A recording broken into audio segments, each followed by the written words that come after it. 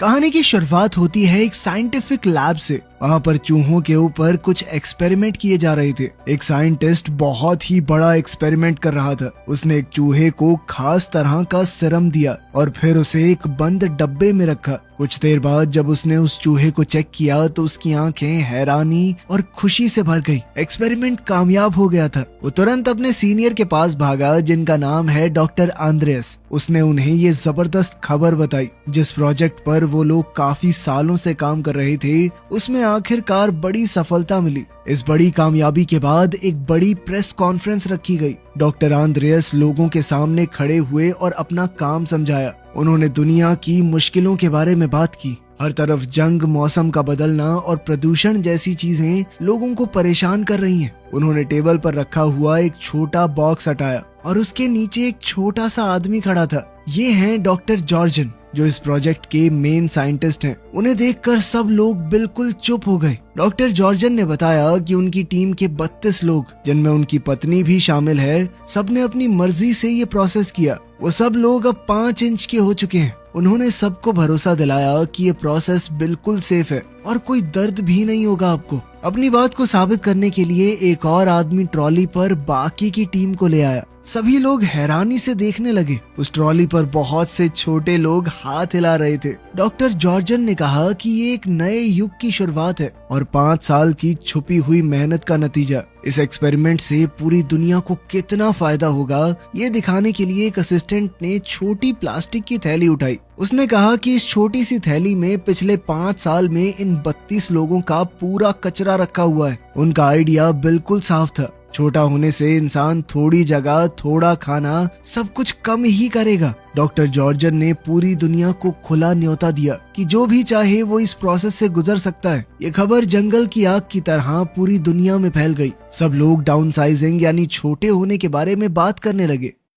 अब कहानी का फोकस हमारे हीरो पॉल पर जाता है। पॉल इस वक्त एक बहुत ही नॉर्मल जिंदगी जी रहा था, अपनी बीमार माँ का घर पर ख्याल रखते हुए। बदकिस्मती से उसके बहुत ख्याल रखने के बावजूद उसकी माँ की तबीयत बिगड़ती गई और कुछ समय बाद उनकी मौत भी हो गई। पॉल एक फैक्ट्री में काम करता था और साथ साथ बीमार लोगों की मदद भी। उसे तहे दिल से लोगों की मदद करना बहुत पसंद था। पॉल की शादी ऑड्री नाम की एक औरत से हुई। उनके बच्चे तो नहीं थे, लेकिन दोनों एक दूसरे से बहुत प्यार करते हैं। शादी के बाद उन्होंने एक नया घर खरीदा जिसमें उनकी सारी सेविंग्स खत्म हो गई। तब पॉल को समझ आया कि अपने सपनों को पूरा करना कितना मुश्किल और महंगा है। एक शाम पॉल और ऑड्री अपने दोस्तों के साथ एक पार्टी में गए। इस पार्टी की मेन अट्रैक्शन 2 छोटे लोग थे, डेव और कैरल। ये लोग यहाँ पर डाउन साइजिंग का फायदा बताने आए हैं। डेव ने भीड़ को बताया कि छोटा होने का कोई नुकसान नहीं है। उन्हें जो कुछ भी पसंद है वो सब कुछ कर सकते हैं, लेकिन एक ऐसी दुनिया में जहाँ उनका पैसा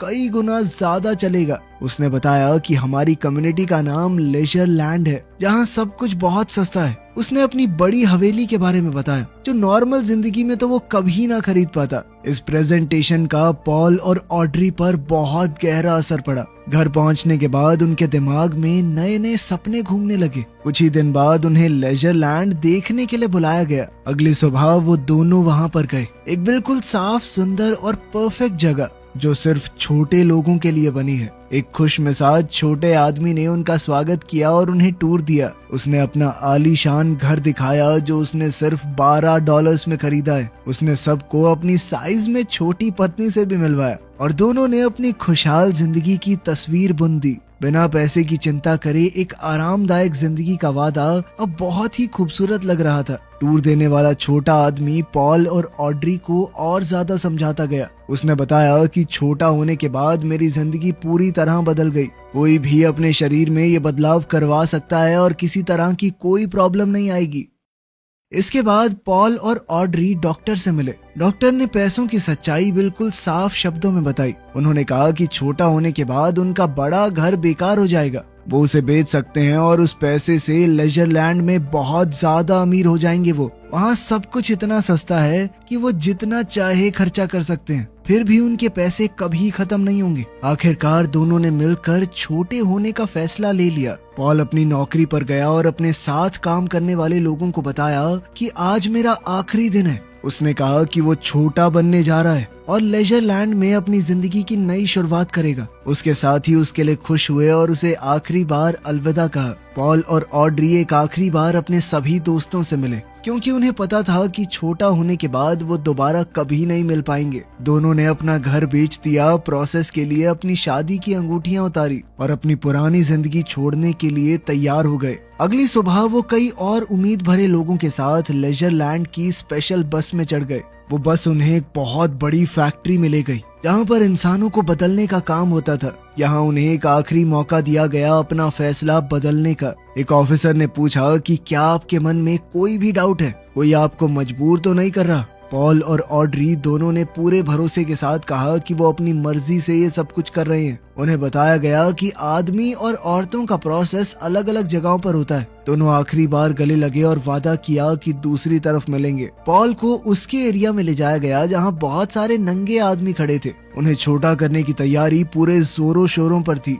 उनके शरीर के सारे बाल पूरी तरह शेव कर दिए गए। जो दांत खराब या सड़ रहे थे उन्हें निकाल दिया गया। ये सब कुछ बेहोशी के दौरान हुआ तो उन्हें कोई फर्क नहीं पड़ा। बेहोश होने के बाद पॉल को एक बड़ी एडवांस मशीन में रखा गया। यह प्रोसेस लगभग 20 मिनट चला और जब सब खत्म हुआ तो पॉल बिल्कुल परफेक्ट तरीके से सिर्फ 5 इंच का हो गया। नए छोटे हुए लोगों को फिर एक रिकवरी एरिया में ले जाया गया जहाँ सब कुछ उनके नए साइज के हिसाब से बना हुआ था। अब उनके साथ छोटे हो चुके डॉक्टर्स मौजूद थे। उनके निकाले गए दांतों की जगह पर छोटे आर्टिफिशियल दांत भी लगाए गए। काफी लंबे समय के बाद पॉल को होश आया। वो इस वक्त एक छोटे से बेड पर लेटा हुआ था। एक नर्स जो खुद भी साइज में छोटी है उसने उसे संभाला और कहा कि तुम पूरी तरह ठीक हो। पूरा प्रोसेस सक्सेसफुल रहा। उसने पॉल को छोटे कपड़े दिए और एक बड़ा सा बिस्किट भी ला कर दिया जो पॉल के नए नजरिए से एक सोफे की गद्दी जैसा लग रहा था। लेकिन पॉल को अपनी चिंता नहीं थी। उसकी आंखें तो सिर्फ उसकी पत्नी ऑड्री को ढूंढ रही थी। उसी वक्त उसका फोन बजा। ये कॉल ऑड्री का था। उसकी आवाज में डर और पछतावा भरा पड़ा था। उसने जो कहा वो सुनकर पॉल पूरी तरह से टूट गया। दरअसल वो आखिरी प्रोसीजर के दौरान बहुत ज्यादा डर गई। जब उसने अपने बाल शेव होते हुए देखे तो वो सह नहीं पाई। उसने इस प्रोसेस से पीछे हटने का फैसला किया और फैसिलिटी छोड़कर चली गई। और वहीं पॉल ने पूरा प्रोसीजर करवा लिया। वो बस 5 इंच का था। इस छोटी दुनिया में वो बिना अपनी पत्नी के अकेला क्या करेगा? पॉल ने अपनी पत्नी से भीख मांगी, कहा कि प्लीज वापस आ जाओ। कोई दिक्कत नहीं है, मैंने तो पूरा प्रोसेस करवाया है, आसानी से सब कुछ हो जाएगा, बाल दोबारा उग जाएंगे। लेकिन ऑड्री ने पक्का फैसला कर लिया था। उसने साफ कहा कि उसे बहुत डर लग रहा है, वो वापस नहीं आएगी। आखिरी बार अलविदा कहते हुए उसने फोन काट दिया। पॉल बिल्कुल अकेला रह गया। वो हमेशा के लिए 5 इंच का हो गया था। उसका दिल पूरी तरह टूट गया था। उसकी इस परफेक्ट नई जिंदगी का सपना शुरू होने से पहले ही बिखर गया। वो बहुत ज्यादा उदास रहने लगा। अपने बड़े और आलीशान बंगले में रहने के बावजूद वो बिल्कुल अकेला महसूस कर रहा था। जल्द ही उनकी शादी की अंगूठियां उसे भेजी गई। उन्हें देखकर जो उसके साइज के हिसाब से बहुत ज्यादा बड़ी हैं, उसका दर्द और ज्यादा गहरा हो गया। एक पूरा साल गुजर गया। पॉल अकेला ही रहा। वो ऐश की जिंदगी तो जी रहा था लेकिन उसे बांटने के लिए उसके पास कोई नहीं था। कभी कभी वो अपने दोस्त डेव से मिलता है जो उसे समझाता था कि यहाँ पर बहुत सारी औरतें हैं, कोई मिल जाएगी तुझे, इतना क्यों सोच रहा है। एक शाम पॉल अपने घर पर एक डेट के साथ था लेकिन सब कुछ थोड़ा जबरदस्ती खाली सा लग रहा था। उसके ऊपर वाले फ्लोर का पड़ोसी डूसान, जिसे हल्ला मचाने और पार्टी करने का बहुत शौक है, अचानक अंदर घुस आया। उसने पॉल को अपनी बड़ी पार्टी का इनविटेशन दिया। पॉल के पास वैसे भी कुछ करने को था नहीं तो उसने हाँ कह दिया। अगली रात पॉल डूसान की शानदार पार्टी में गया, एक बड़ा गुलाब गिफ्ट के रूप में लेकर। डूसान उसे देखकर बहुत खुश हुआ। उसने कहा कि खुलकर पी, बहुत लड़कियां आएंगी यहाँ पे, पटा ले किसी और को, भूल जा अपनी बीवी को भाई। लेकिन पॉल किसी से कनेक्शन नहीं बना पाया। उसने रात भर शराब पी, झांझ में डांस किया और आखिरकार बेहोश होकर गिर पड़ा। सुबह तक पार्टी खत्म हो चुकी थी। सिर्फ पॉल और डूसान फैले हुए सामान वाले फ्लैट में पड़े हुए हैं। अगली सुबह सफाई करने वाली टीम आई। डूसान इतना अमीर है कि वो सारा काम बाकी लोगों से करवाता है। पॉल जब हैंगओवर और घूमते दिमाग के साथ उठा तो उसकी नजर एक सफाई करने वाली औरत पर पड़ी। उसने उसे पहचान लिया। वो तो सारा है, वियतनाम की एक बहुत मशहूर एक्टिविस्ट जिसे पॉल ने 1 साल पहले न्यूज में देखा था। उस रिपोर्ट में दिखाया गया कि वियतनाम में छोटे लोगों की पूरी बस्ती बर्बाद हो गई थी और वो अकेली बची थी वहाँ से। उस घटना में उसकी एक टांग चली गई और अब वो एक नकली टांग का इस्तेमाल करती थी। पॉल उसके पास गया, उसे देखकर बहुत हैरानी हुई कि इस तरह का काम एक मशहूर औरत क्यों कर रही है।